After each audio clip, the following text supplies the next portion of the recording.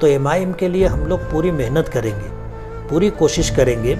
और आने वाले दिनों में आप देखोगे कि कांग्रेस अपने सियाह करतूतों की वजह से मालेगांव से भी उसका पत्ता साफ हो जाएगा और बोरिया बिस्तर गोल हो जाएगा। ये तो मुल्क के लिए बदनसीबी की बात है कि दिन के उजाले में बाबरी मस्जिद शहीद की गई थी और दिन के उजाले में सुप्रीम कोर्ट ने एक ऐसा फैसला दिया है जो इंसाफ का कत्ल है। हिंदुस्तान ही नहीं, मुसलमान ही नहीं, पूरी दुनिया में जितने इंसाफ पसंद सेकुलर लोग हैं, सभी लोगों ने इस फैसले को तनकीद का निशाना बनाया है और हर फर्द ये महसूस कर रहा है कि ये इंसाफ का गला घोंटा गया है।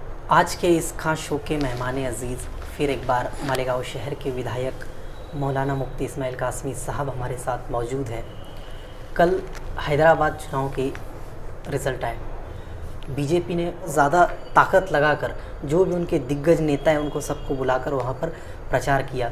कहीं ना कहीं ऐसा लग रहा था कि असद साहब का गढ़ अब ख़त्म होने पर है और बीजेपी की छाप लगने पर है, लेकिन फिर भी उन्होंने अपनी सीटें बरकरार रखी और एक बड़ी कामयाबी हासिल की।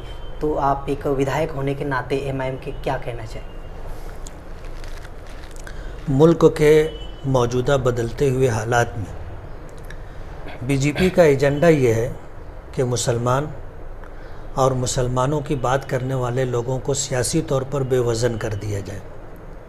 यही वजह है कि बीजेपी ने माजी में जो तरीक़ाकार इख्तियार किया कि मुस्लिम वोटों के बग़ैर हमें इक़्तिदार तक पहुंचना है। एक लंबी प्लानिंग है उनकी कि हिंदुस्तान के अंदर मुसलमानों की वोट बेवज़न हो जाए या मुसलमानों को वोट देने के हक़ से महरूम कर दिया जाए, या वो सियासी पार्टियां जो मुसलमानों की बात करती हैं, मुसलमानों के हुकूक़ के लिए लड़ती हैं, उनके लिए जद्दोजहद करती हैं, ऐसी सियासी पार्टियों को भी ख़त्म कर दिया जाए। ये हैदराबाद के इलेक्शन ने साबित कर दिया है। हैदराबाद में जो तरीक़ाकार उन्होंने इलेक्शन के लिए इख्तियार किया, अगर वहाँ बैलेट पेपर के ऊपर इलेक्शन नहीं होता तो बीजेपी अपनी सरकार वहाँ कारपोरेशन में बना लेती, लेकिन ईवीएम मशीन पर वोटिंग नहीं हुई तो फिर बीजेपी ने अपनी पूरी ताकत झोंक दी। अपने एमपीज़ लोगों को भेजे, एमएलए लोगों की टीम भेजी, उनकी पार्टी के जो दिग्गज नेता हैं उनको भेजा, हत्ता कि अमित शाह और बीजेपी का सदर नड्डा, ये सब लोग जो है वहाँ पर पहुँचे। स्मृति ईरानी पहुँची, यूपी के सीएम योगी आदित्यनाथ पहुँचे और पूरी ताकत उन्होंने लगा ली। और जिस तरह फ़िरका परस्ती की उन्होंने बात की है कि हम हैदराबाद का नाम बदल करके हम जो है इसका भाग्य नगर कर देंगे, उन्हें एक ज़िम्मेदार और सरकार में होने के नाते ये सोचना चाहिए था कि लाल बहादुर शास्त्री के मौके पर जब चाइना से जंग हुई थी, उस जंग में देश को पैसे की माली मदद की ज़रूरत थी, तो उस वक्त के वज़ीर आज़म लाल बहादुर शास्त्री हैदराबाद गए थे और मीर उस्मान अली ख़ान से उन्होंने मुलाकात की थी। तो देश के लिए उन्होंने 5 टन सोना उस वक्त जो है सरकार को मदद के तौर पर दिया था। आज उनकी इतनी बड़ी कुर्बानी होने के बाद उनका नाम ख़त्म करने की जो इन्होंने आवाज़ दी थी और पूरे हैदराबाद के अंदर जिसे मुद्दा बना करके इलेक्शन लड़ाए, जाहिर बात है ये सिर्फ जो है एमआईएम को और असदुद्दीन ओवैसी, अकबरुद्दीन ओवैसी, इन दोनों भाइयों को सियासी तौर पर बेवज़न करने का प्रोग्राम उन्होंने बनाया था। लेकिन कहते हैं ना कि मारने वाले से बचाने वाला, जिलाने वाला बहुत बड़ा है। आज एमआईएम अपनी पूरी ताकत के साथ माजी में जितनी सीटें थी उतनी सीटें लेकर के बरकरार है। अगर धक्का लगा है तो टीआरएस को लगाए, और टीआरएस की जो सीटें थी वही सीटें बीजेपी की चुन करके आई हैं।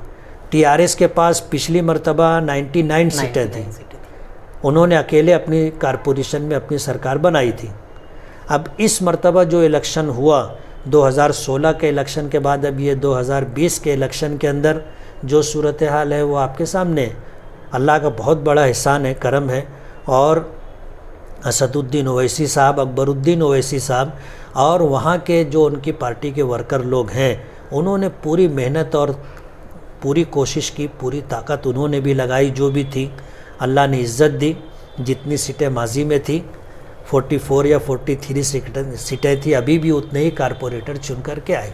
टीआरएस अगर देखा जाए तो बड़ी पार्टी थी, लेकिन बीजेपी ने अकबरुद्दीन ओवैसी, असदुद्दीन ओवैसी को ही टारगेट किया था। लेकिन उन्होंने तो मैंने अब अपनी यही जीत बात बरकरार कही कि उन्होंने टीआरएस को निशाना नहीं की बनाया था, टारगेट टीआरएस को नहीं किया था, बल्कि उन्होंने एमआईएम को और एमआईएम के जो कार्यकर्ता और कारपोरेटर है उनको टारगेट किया था। इसीलिए उन्होंने फ़िरका परस्ती की बात की, मुसलमानों का नाम ख़त्म कर देंगे, जो उनकी निज़ाम शाही जो नाम है वो नाम ख़त्म कर देंगे।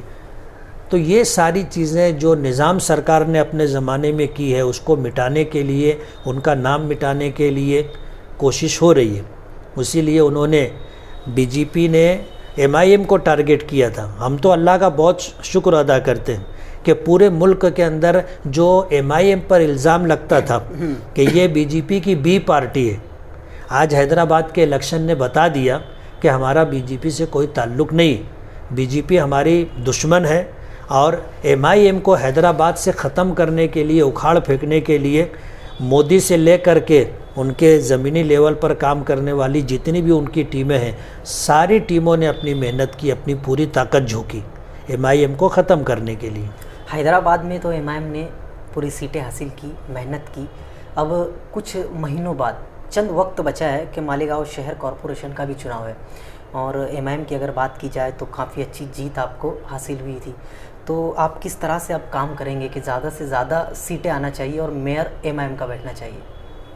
अभी क्या है, इसमें हम लोगों ने अपनी रणनीति तो तय नहीं की है, लेकिन एक पार्टी होने के एतबार से और मालेगांव में आज एक एमएलए होने की हैसियत से पार्टी के बैनर पर, पार्टी के टिकट पे मैं चुन करके आया हूं, तो एमआईएम के लिए हम लोग पूरी मेहनत करेंगे, पूरी कोशिश करेंगे। और आने वाले दिनों में आप देखोगे कि कांग्रेस अपने सियाह करतूतों की वजह से मालेगांव से भी उसका पत्ता साफ़ हो जाएगा और बोरिया बिस्तर गोल हो जाएगा। आपके आसपास के कुछ लोग हैं, अगर बगावत करते हैं, ऐसा लगता है कहीं ना कहीं उनकी बातों से, कहीं ना कहीं उनके जो कामों की वजह से भी लगता है कि वो आपसे अलग चल रहे हैं, ऐसा मुझे पर्सनली लगता है। तो अगर ऐन चुनाव के वक्त या चुनाव के बाद कोई बगावत करता है तो उसको लेकर कुछ सोचे आप? अभी जिन लोगों ने बगावत की है उनके खिलाफ़ तो हम लोग कार्रवाई कर रहे हैं। आगे आने वाले दिनों में कौन हमारे साथ रहेगा, कौन नहीं रहेगा, वक्त पर देखेंगे। और बात यह है कि हम तो अपने तमाम साथियों को ले करके, जोड़ करके चलने की कोशिश कर रहे हैं और जोड़ करके लेकर के चलेंगे। अगर किसी की कोई शिकायत रही है, कोई तकलीफ़ रही है तो उसको दूर करने की कोशिश करेंगे। आज 5 दिसंबर है, कल 6 दिसंबर, बाबरी मस्जिद, मुझे तो कुछ ऐसा नहीं लगता कि कुछ याद दिलाना चाहिए, तो आप क्या बात करेंगे? ये तो मुल्क के लिए बदनसीबी की बात है कि दिन के उजाले में बाबरी मस्जिद शहीद की गई थी, और दिन के उजाले में सुप्रीम कोर्ट ने एक ऐसा फ़ैसला दिया है जो इंसाफ का कत्ल है। हिंदुस्तान ही नहीं, मुसलमान ही नहीं, पूरी दुनिया में जितने इंसाफ पसंद सेकुलर लोग हैं, सभी लोगों ने इस फ़ैसले को तनकीद का निशाना बनाया है, और हर फर्द ये महसूस कर रहा है कि ये इंसाफ का गला घोंटा गया है। हमें तो अदलिया पर पूरा एतमाद और भरोसा था। हमने हमारे अकाबिरीन ने यही बात कही थी कि अदलिया का जो फ़ैसला होगा हमें मंजूर होगा। हमने जो बात कही थी उस फ़ैसले को हमने अदलिया के एहतराम में कबूल किया है, लेकिन हमारा दिल ये कहता है कि ये नाइंसाफ़ी है और जुल्म ज़्यादती है। इन्होंने कानून कायदे का, कोर्ट का सहारा ले करके एक ऐसा गलत फ़ैसला किया है कि सब कुछ हमारा होने के बावजूद कोर्ट का फ़ैसला उनके हक़ में गया। सुप्रीम कोर्ट के फ़ैसले में है कि ये जगह जहाँ बाबरी मस्जिद तामीर की गई, यहाँ पर पहले कोई तामीर नहीं थी, पहले कोई तामीर नहीं थी। बाबरी मस्जिद को लेकर के सुप्रीम कोर्ट का फ़ैसला है कि 1949 में ईशा की नमाज के बाद मूर्ति ला करके जो रखी गई है ये भी गलत है, और कानूनी तौर पर जो है ये यानी गलत काम हुआ है। मूर्ति ला करके रखी गई है और फिर बाबरी मस्जिद को ताला लगाया गया, बाबरी मस्जिद शहीद की गई, बाबरी मस्जिद के शहीद करने वाले दोषी और गुनहगार हैं। ये सब सुप्रीम कोर्ट के जजमेंट के अंदर ये चीज़ें मौजूद हैं, और जब तमहीदी तौर पर ये सारी बातें उसमें है तो कोई भी मामूली सोच रखने वाला भी यही फ़ैसला करेगा कि ये मस्जिद मुसलमानों की है, मुसलमानों को मस्जिद बनाने की इजाज़त देनी चाहिए। लेकिन बजाय इसके तमहीद कुछ और है और फ़ैसला कुछ और है। इसलिए कल 6 दिसंबर है, इस दिन को याद रखने के लिए, बाबरी मस्जिद को याद रखने के लिए हम लोग अपना एहतजाज दर्ज कराएंगे। चलो, बहुत बहुत शुक्रिया।